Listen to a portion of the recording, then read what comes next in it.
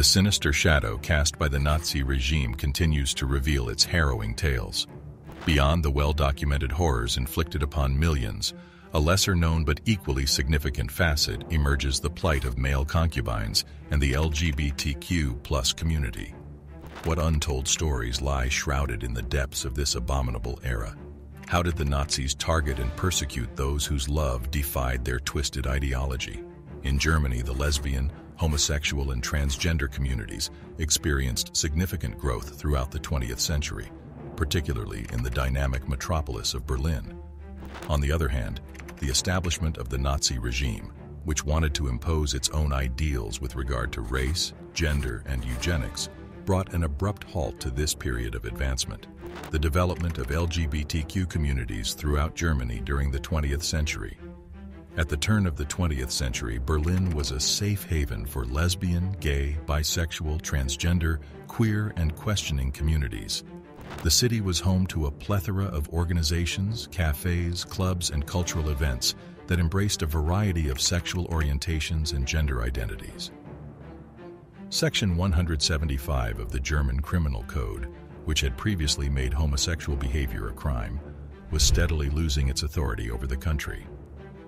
The Magnus Hirschfeld Center for Sexual Science in Berlin served as a focal point for the city's lesbian, gay, bisexual, and transgender communities, which played an important part in the center's efforts to increase LGBTQ visibility and understanding.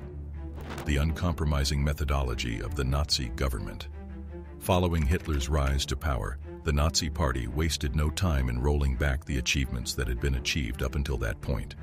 Within only a few short days of taking power, they abruptly and brutally shut down the Hirschfeld Center, erasing LGBTQ history and culture in the process. People who identified with the LGBTQ community were a target, and many of them were coerced into leaving the nation or marrying in order to comply with Nazi doctrine.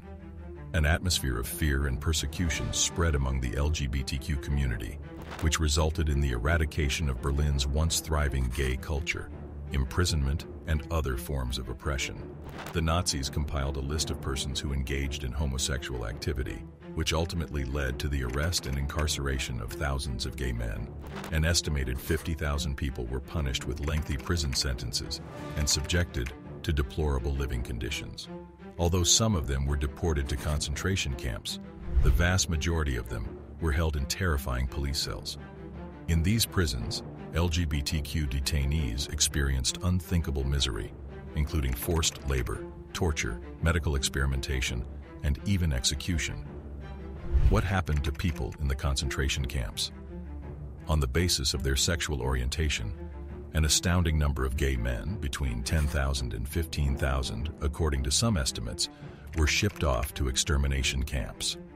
Many people perished at these camps due to exhaustion, castration, or experiments, and the conditions were appalling.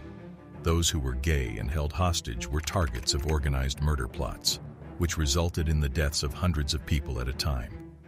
The twisted ideas that the Nazis held about race, gender, and virility provided the impetus for their cruel persecution of LGBTQ individuals. The Nazis viewed LGBTQ people as a threat to their ideal of a racially powerful nation. Lesbians and those who identify as transgender. Lesbians and transgender individuals were not exempt from suffering at the hands of the Nazis. However, gay males were the primary targets of the persecution. Despite the fact that homosexuals and transgender individuals were removed from the scope of the amended Section 175, these groups continued to be stigmatized in public life and faced the threat of having their community networks destroyed.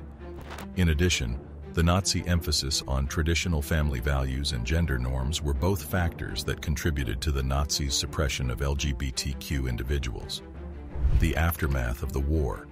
The end of World War II did not bring an end to the suffering of persons who identify as queer or transgender. Many of those who survived the horrors that were committed against them had a difficult time trying to get acknowledgement and compensation for their suffering. Efforts to win recognition as Nazi victims were frequently met with hostility, and the suffering of LGBTQ individuals remained largely ignored for decades, despite the fact that many of these individuals died during the Holocaust. A memorial in Berlin honoring those who suffered at the hands of the Nazis due to their sexual orientation, gender identity, or gender expression as LGBTQ people, did not come into existence until 2009, focusing light on this previously obscured tragedy. What do you think of the video? Let us know in the comments below. If you enjoyed this video, be sure to give it a like and hit that subscribe button before you go. Thanks for watching.